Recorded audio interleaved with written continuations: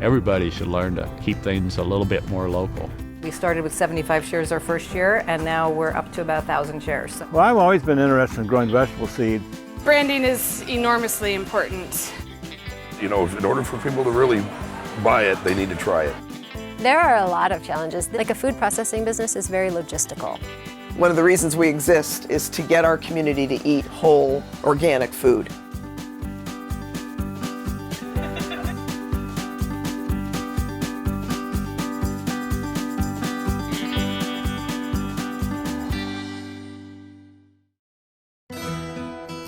Washington State is the 7th in the nation for direct sales to consumers and contains more than 39,000 farms, 90% of which are small and family-owned.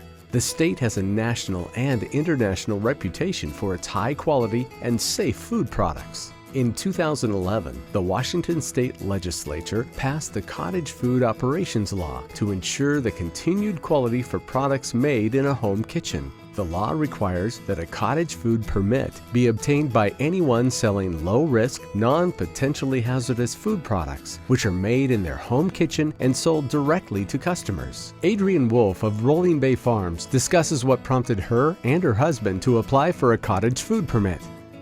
That plum tree created so many plums, and we made so much plum jam for ourselves, and everybody liked it so much, and we started experimenting with different flavors, that we're like, how can we take all the produce that comes off of this orchard and make it last for the whole year? And so the cottage food bill is excellent in that way, because we can make things like spices, which last forever, the jams and jellies, which then give us sales all year long.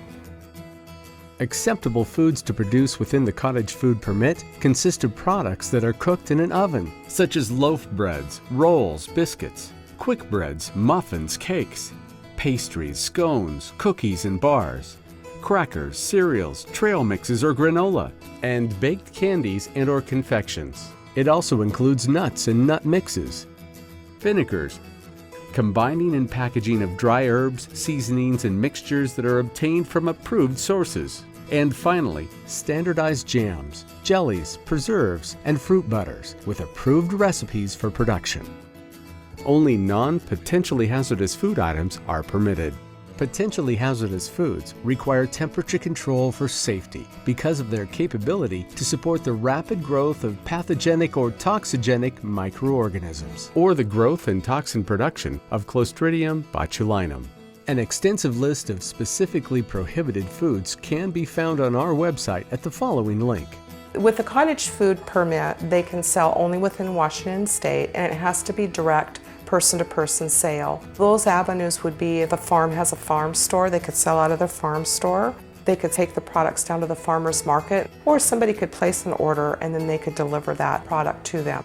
While the Cottage Foods Permit is a great resource for those wanting to start a small business, it may not be for everyone, especially those wanting to sell their products across state lines. If you're going to wholesale and you're going to start selling, especially for us being really close to Portland, we're in Southwest Washington, it's right across the river. That's a huge market for a lot of people in Southwest Washington. You're selling in a different state, so you should probably really, if you're going to go a little bit bigger like that, then I don't think cottage food is going to work for you. An essential step in obtaining a cottage food permit is to first obtain a master business license through the Washington State Department of Revenue. Once the master business license and food worker card are obtained, you can start the process of applying for your annual permit. The first time you apply, it includes a review of your application and all of your recipes, your floor plan, and your whole kitchen that you will be using to produce the products. It also includes your first year inspection and your first permit, and that's $230. All cottage foods require a label. Each label must include the name and address of the cottage food operation, the ingredients and their sub-ingredients in descending order of predominance by weight, allergen labeling as specified in the federal labeling requirements, the net weight or net volume of the product, and finally the statement, made in a home kitchen that has not been subject to standard inspection criteria, which must be printed in 11-point font. In addition to providing a detailed label, the recipe for each product must be submitted in the application, both of which are subject to public record disclosure. The biggest hurdle came probably on my part, not being familiar with the ingredients or the sub-ingredients of something that seems very common, like butter. If you put butter in the ingredients, you have to break it down. You know, I would submit a recipe and it just went back and forth a couple times before it was approved, just because there was a concern to make sure all the ingredients are actually properly labeled.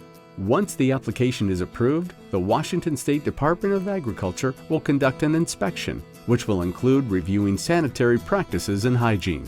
The inspection is basically meeting with the operator at their home and going through the floor plan with them. Where are they going to be storing their ingredients? Where's the refrigeration space? How will they be making the products? What work surfaces are there? Are the work surfaces smooth and easily cleanable? Is there adequate facilities for equipment washing as well as hand washing?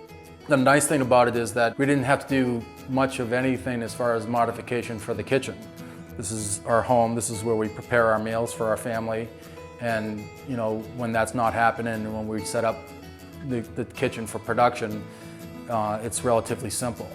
The inspection will also include a review of your child and pet management plan, both of which can be quite simple. Felicia Hill of FH Cakes advocated for the Cottage Foods law and holds the first Cottage Foods permit issued in the state. She explains one easy way she's able to keep her small children out of the kitchen. So what I've done is I will put chairs right here. They can sit on the chairs, but they know not to go past these chairs. And then same thing, I would put the remaining 2 chairs that I have over in this walkway. And so that they know, Mommy's working right now, you're not allowed to be in the kitchen, but you can sit quietly and watch Mommy work. And it works perfectly, I love it. And everybody has an individual plan that will work best for them. Some people will have the children off premise at the time that they're preparing food for the cottage food. Other times they may have a separate area in the home where the children can go during that time period. So why should you apply for a cottage food permit? It's allowed us to sell complementary items for products that we already grow. It gives us a new revenue stream for things that we didn't know that we could sell, that we weren't able to because it was illegal to sell. The benefit of having that cottage food law is that you can do this out of the privacy of your own home, at your own time, your own schedule, and basically no overhead. If you're interested in applying for a cottage food permit, please visit this website or call the WSDA at 360-902-1876.